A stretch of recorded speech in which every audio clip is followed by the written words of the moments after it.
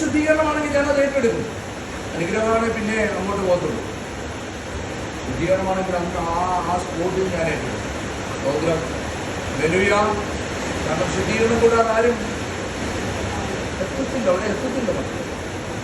വചനം നമുക്ക് ദൈവസഭയിലോ അല്ലെങ്കിൽ വീടുകളിലോ വെളിപ്പെട്ട ശുദ്ധീകരണമാണെങ്കിൽ ആദ്യം അത് ഏറ്റെടുത്തോണം.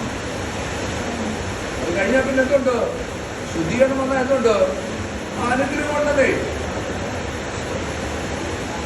പറയാം, നിങ്ങളുടെ ഇടയിൽ ഈർഷ്യയും, ഞാൻ തെരഞ്ഞെടുപ്പ് വെച്ചോ ഇല്ല പ്രസംഗം കുറിപ്പാക്കി വെച്ചോ ഒന്നുമല്ല.